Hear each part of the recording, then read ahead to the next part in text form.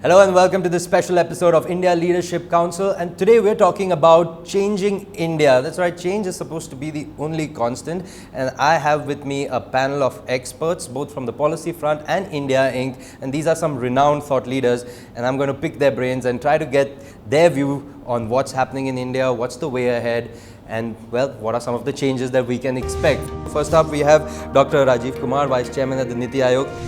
Ratul Puri, he's the chairman at Hindustan Power. Mr. C.P. Gurnani, he's the group CEO at Tech Mahindra. Sengupta, he's the president at MD at SAP India. And finally, Karan Bajwa, the MD at IBM India. Okay, Karan, first up, my question comes to you.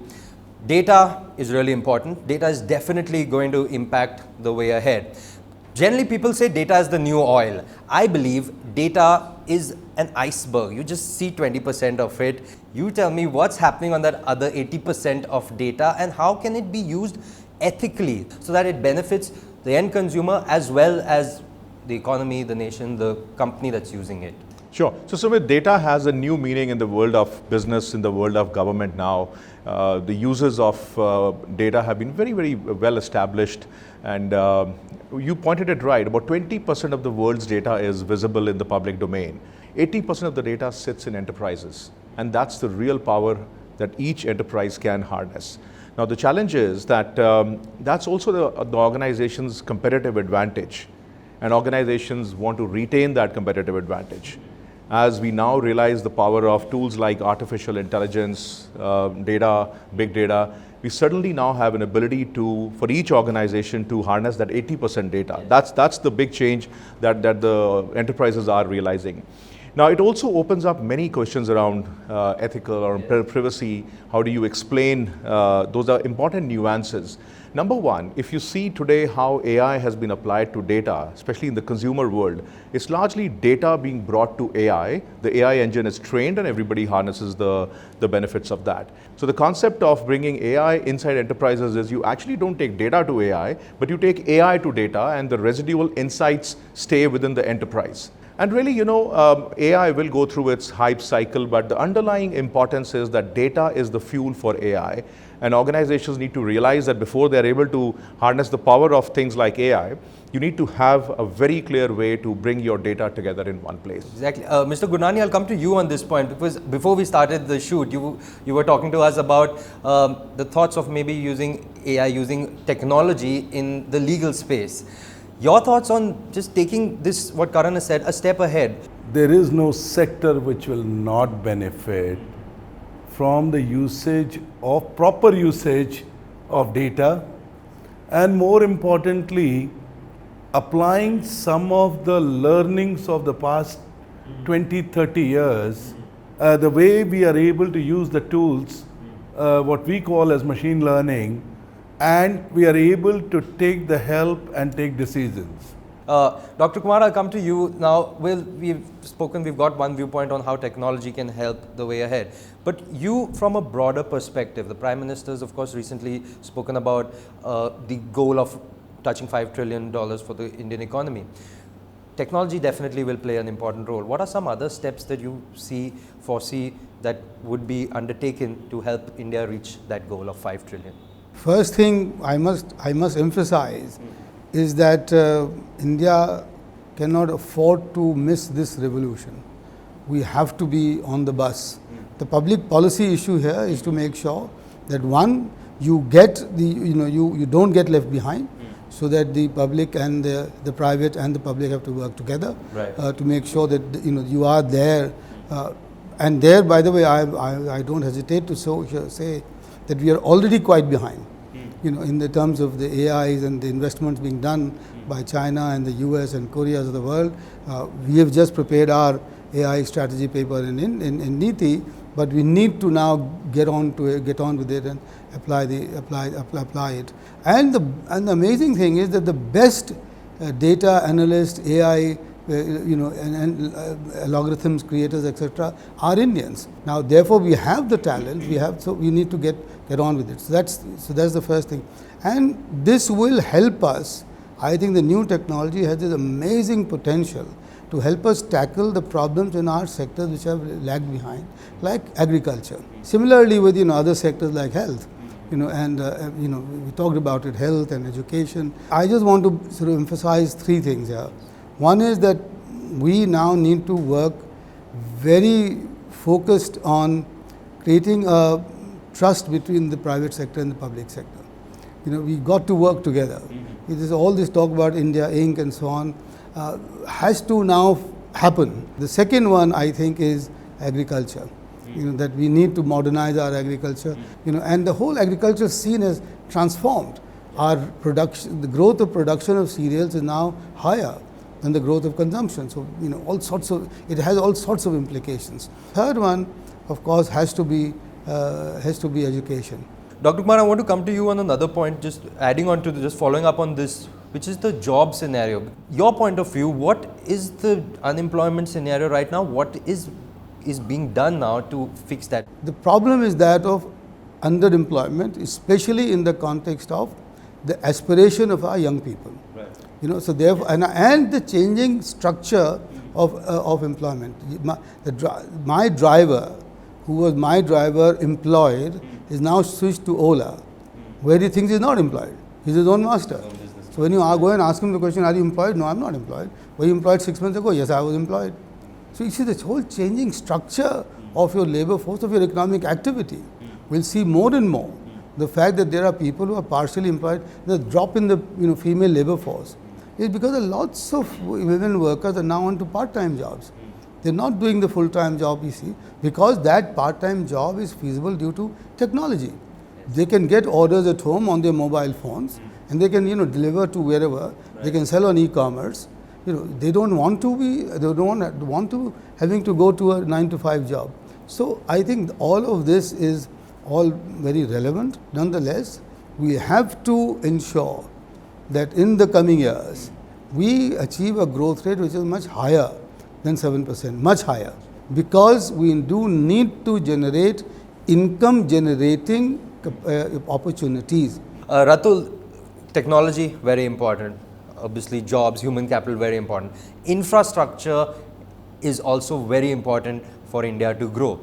You're on the ground, what are you seeing? What do you see the steps that are being taken, that will be taken to ease that, so that at least everybody should get that power to use it, the electricity to use it to benefit themselves? I think firstly on the overall infrastructure side, I think over the last 10 years there's been very major build out in infrastructure. We look at across roads, highways, you look at it in power generation capacity. There's been a very major build up in infrastructure. There have been some hiccups along the way, which is always expected. When a sector grows that rapidly, you're always expecting some hiccups. One of the big challenges I've always spoken about, the biggest challenge the electricity sector faces, as we go forward, is going to be the financial health of our distribution companies, addressing the financial health of our distribution companies, because you are not going to be able to deliver power to consumers. We are connected a lot of consumers. Now we need to deliver power to those consumers, have those consumers pay for that power, and you need to have that entire cycle run. Any part of that cycle, and especially the distribution company being an intermediary, if the distribution company is broken, you are not going to have that sector developing in a healthy manner. So addressing the issues of our distribution companies, and again, I think Uday was a great scheme. I think it addressed the challenges, the immediate challenges that existed. The big area to be addressed is reducing transmission and distribution losses and bringing them and improving collection efficiency. So, there has been improvement there, but it's still at an unacceptably high level. I mean, at an unsustainably and unacceptably high level. This still needs to be addressed, as we get into the second term of the government. I think this is one area that needs to be addressed once again. Devdeep, you're at this space where you're dealing with a lot of companies in a lot of industries.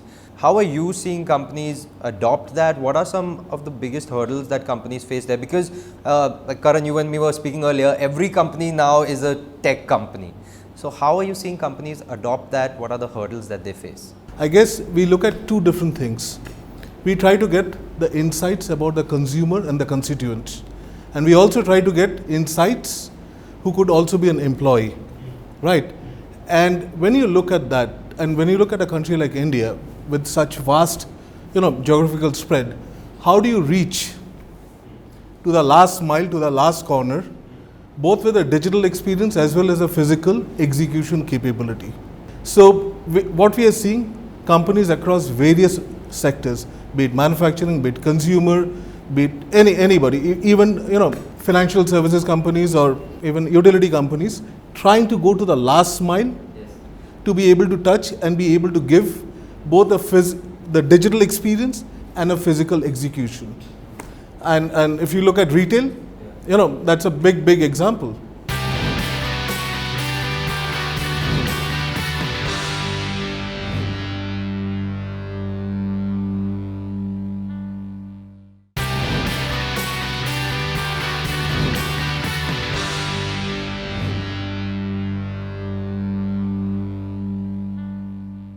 Mr. Gurnani, I want to change gears a little and come to you on the green part, the sustainability part. So now Tech Mahindra, of course, is a big champion, and I've got some stats. You've pledged to reduce your greenhouse emissions by 22% by 2030 and 50% by 2050.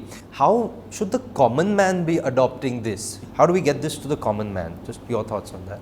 I think it's a great question, because the more we give power to the individual, the more we make our citizens responsible, I think that's where the real change will happen.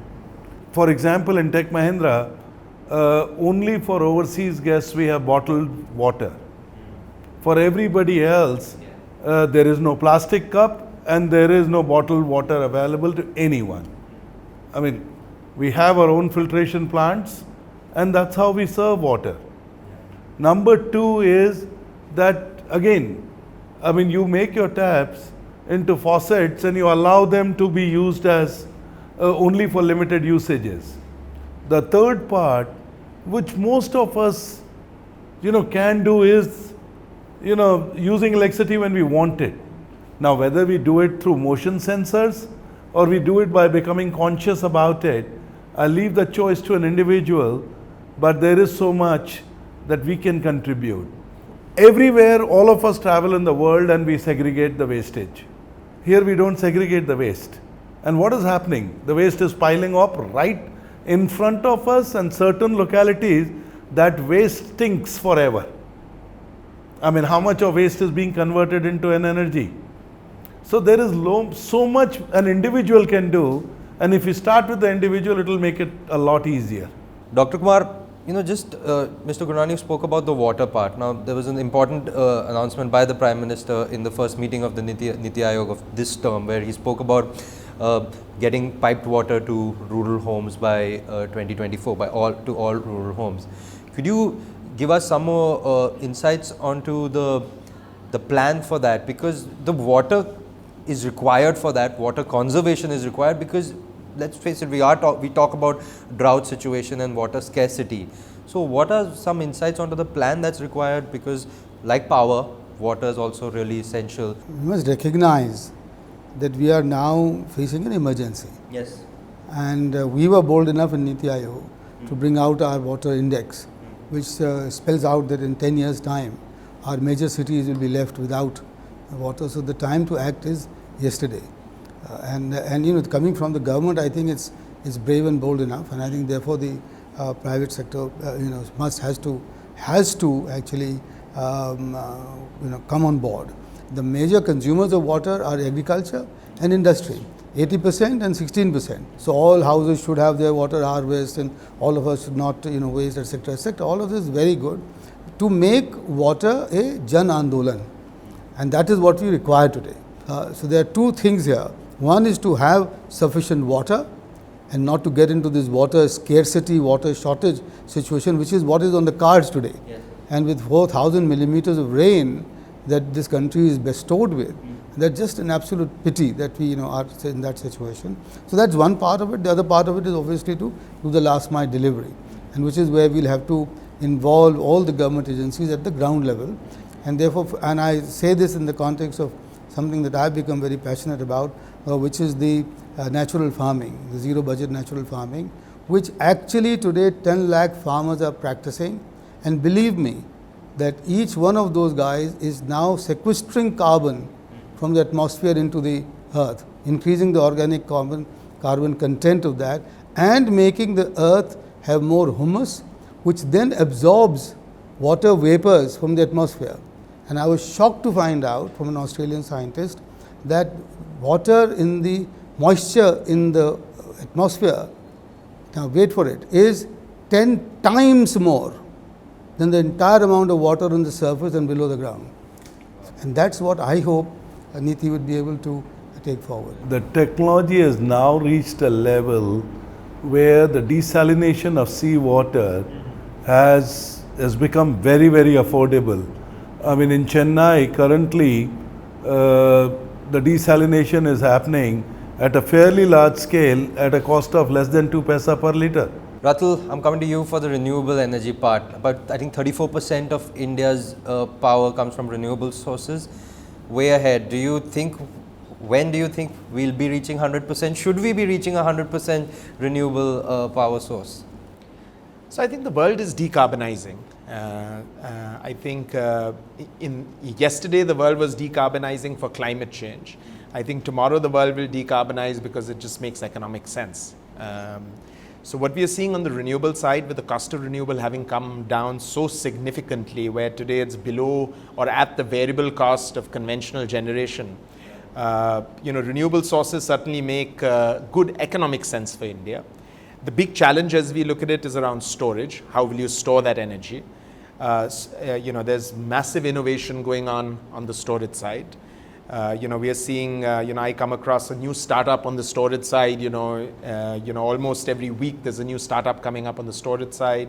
There's a lot of money going into storage. There's tremendous amounts of dollars of research going into storage. So I have no doubt that storage is on a steep downward curve, and we will see utility grade, utility scale storage being a reality. Certainly in the next 5 years, you will see that happen. Renewables truly reach a point where you can say that they can replace conventional generating sources, replace fossil fuels.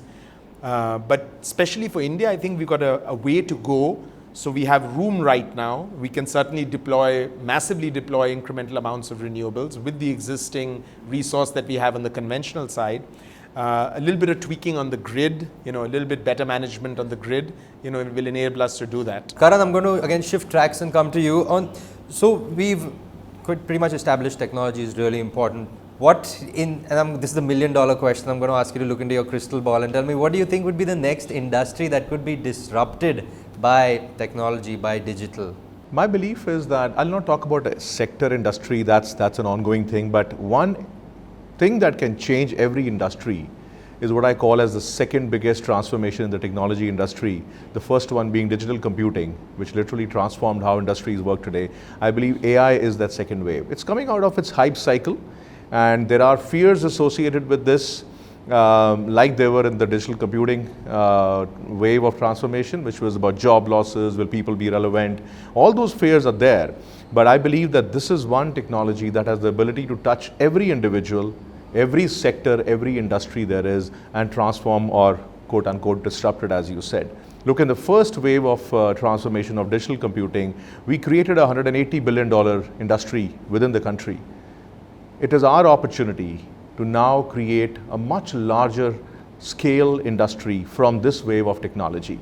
And India will have to use a people-first approach to AI, which is get its workforce, get its existing workforce and existing computing industry to be reskilled to take advantage of this. That is India's advantage, and it's, I would say, ours to lose, given the fact that we have so much of a head start over many others in the first wave of technology. Deepdeep, the important part for today and tomorrow's consumer is the experience. Your again experience dealing with companies, how are you using your expertise to help those companies achieve that with their consumers? So I think again, if you look back at the India context, obviously in a consumption-led economy like ours, and we have the opportunity to leapfrog from I would say unorganized retail to e-commerce or to digital retailing completely.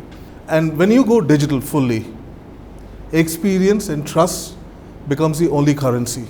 So we personally believe using the data, using the insights of the consumers and the constituents, how you can deliver a superior experience will define, I would say, the next decade or so of consumption in India. Dr. Kumar, the panel and my viewers would love to know the way ahead. What are the next 100 days maybe looking like for the new government? I mean, the second term of this government. The first and foremost thing is that in the next 100 years they are looking very, very busy. I can assure you that. We work with a very hard taskmaster. But 100 days is all very well.